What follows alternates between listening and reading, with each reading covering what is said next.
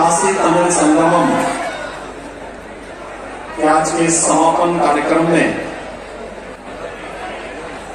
मुख्य अतिथि के रूप में उपस्थित केंद्रीय गृह और सहकारिता मंत्री आदरणीय श्री अमित शाह जी, इस संपूर्ण कार्यक्रम के संयोजक केंद्रीय शिक्षा और कौशल विकास एवं उद्यमिता मंत्रालय के मंत्री माननीय श्री धर्मेंद्र प्रधान जी, केंद्रीय संस्कृति पर्यटन और पूर्वोत्तर क्षेत्र विकास मंत्रालय के मंत्री माननीय श्री जी किशन रेड्डी जी, तमिलनाडु के माननीय राज्यपाल श्री आर.एन. रवि जी, केंद्रीय पशुपालन डेयरी मत्स्य पालन एवं सूचना एवं प्रसारण मंत्रालय के राज्य मंत्री माननीय श्री एल. मुरुगन जी, भारतीय आसन समिति के अध्यक्ष सामान्य श्री दामो कृष्ण शास्त्री जी, भारतीय जनता पार्टी तमिलनाडु के अध्यक्ष श्री के अन्नामलाई जी, काशी हिंदू विश्वविद्यालय के कुलपति प्रोफेसर सुधीर कुमार जैन जी, IIT चेन्नई के डायरेक्टर प्रोफेसर वी कामकोटी जी, शास्त्र विश्वविद्यालय के डॉक्टर एस. वैद्य सुब्रमण्यम जी, काशी तमिल संगम के समापन कार्यक्रम में उपस्थित तमिलनाडु और काशी के सभी उपस्थित महानुभाव, बाबा विश्वनाथ की पावन धरती पर उर्गलाई काशील वरा वैनिकिरोम,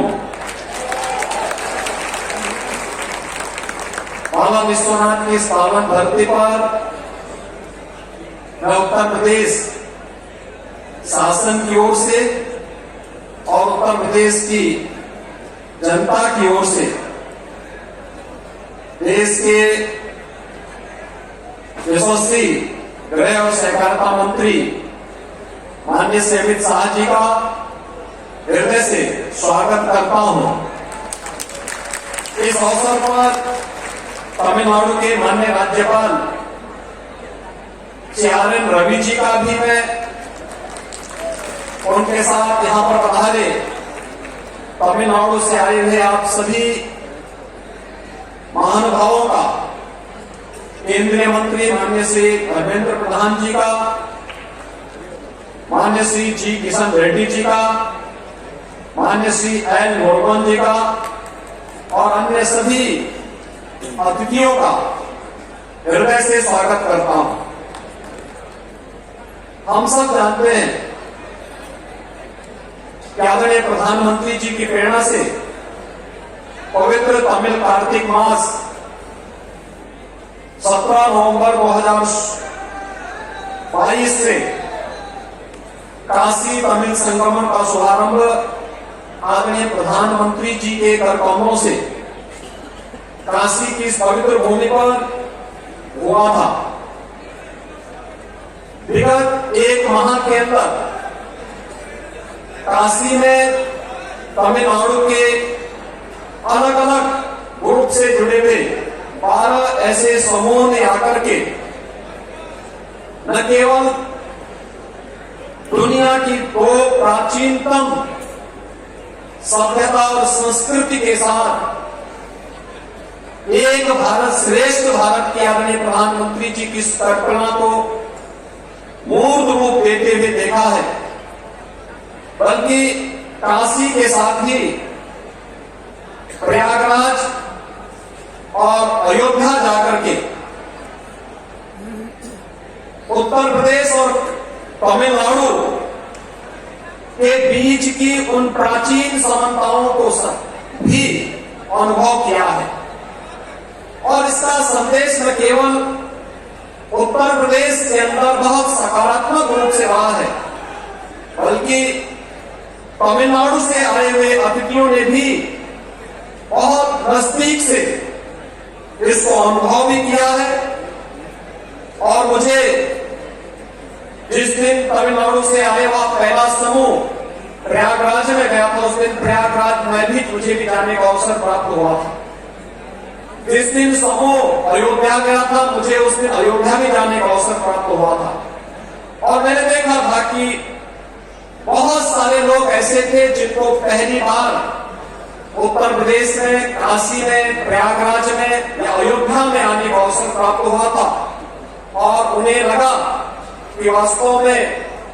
देश की दो प्राचीन परंपराएं एक साथ मिलकर के आदरणीय प्रधानमंत्री जी के उस संकल्प को, जो एक भारत श्रेष्ठ भारत है, उसे साकार कर रहे हैं। इसके लिए हम सब आदरणीय प्रधानमंत्री जी के प्रति हृदय से आभार व्यक्त करते हैं और केंद्रीय शिक्षा मंत्रालय को इस बात के लिए हृदय से धन्यवाद देते हैं कि एक महीने से अधिक ये परंपराएं, ये कार्यक्रम बहुत कुछ कह रहा है। खासतौर पर जब हम काशी की बात करते हैं तो काशी भारत की आध्यात्मिक और सांस्कृतिक राजधानी के साथ साथ कला, संस्कृति का एक अद्भुत केंद्र बिंदु रहा है। उत्तर प्रदेश भारत की आध्यात्मिक और सांस्कृतिक विरासत का प्रतिनिधित्व करता है, तो तमिलनाडु भी इन सभी समानताओं को लेकर के कला, संस्कृति, ज्ञान की उस प्राचीनतम परंपराओं का नेतृत्व करता है। इन दोनों परंपराओं का काशी तमिल संगमम के माध्यम से अद्भुत संजोग एक नए संगम का निर्माण करती है, जो एक भारत श्रेष्ठ भारत की परिकल्पना को साकार करता है। और आदरणीय प्रधानमंत्री जी की प्रेरणा से केंद्रीय शिक्षा मंत्रालय ने,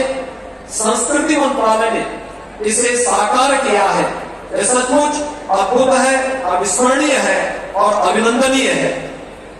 उत्तर प्रदेश और तमिलनाडु में एक और समानता देखने को मिलती है और वह समानता है आदरणीय प्रधानमंत्री जी के आत्मनिर्भर भारत की परिकल्पना को साकार करने के लिए परंपरागत उद्यम को, एमएसएमई में सूक्ष्म लघु मध्यम उद्यम के सबसे बड़े भारत के दो बड़े केंद्र हैं, जिसमें एक उत्तर प्रदेश है और दूसरा तमिलनाडु है। इन दोनों के बीच की समानता आदरणीय प्रधानमंत्री जी की आत्मनिर्भर भारत की परिकल्पना को साकार करने में भी मदद कर रही है। यहाँ पर लगा हुआ एग्जीबिशन इसका उदाहरण है और काशी उसका केंद्र बिंदु है। काशी में बहुत सारे ऐसे प्रोडक्ट हैं जिनको पिछले 8 वर्ष के अंदर यहाँ के आर्टिजन्स को मान्यता मिली, उन्हें जीआई टैग मिला और वैश्विक मंच पर उन्हें एक नई पहचान मिली। यह जो संजोग है, प्राचीन काल से ही काशी भगवान विश्वनाथ के पावन ज्योतिर्लिंग के कारण, भगवान विश्वनाथ के इस पावन धाम के कारण जहां जो विख्यात रहा है, तमिलनाडु में भगवान श्री राम के द्वारा स्थापित रामेश्वरम का पवित्र ज्योतिर्लिंग, इन दोनों पवित्र ज्योतिर्लिंगों के समन्वय के साथ साथ आध्यात्मिक और सांस्कृतिक विरासत और इस देश में भारत को आत्मनिर्भर भारत बनाने के लिए अपनी परंपरागत उद्यम को प्रोत्साहित करने के आदरणीय प्रधानमंत्री जी की प्रेरणा के दो महत्वपूर्ण केंद्रों का इस संगम भी विगत 1 माह से बहुत कुछ प्रेरणा दिया है। हमें विश्वास है कि जो शुरुआत पवित्र कार्तिक मास में काशी तमिल संगमम के माध्यम से प्रारंभ हुई है, यह परंपराएं निरंतर आगे बढ़ती रहनी चाहिए। इस अवसर पर मैं इस बात के लिए भी धन्यवाद दूंगा कि महाकवि सुब्रमण्यम भारती जी ने इसी तमिलनाडु से आकर के इसी काशी की धरती पर जो ज्ञान और साहित्य की समृद्ध परंपरा दी है, उत्तर प्रदेश सरकार भारत सरकार के साथ मिलकर के उनकी इस पवित्र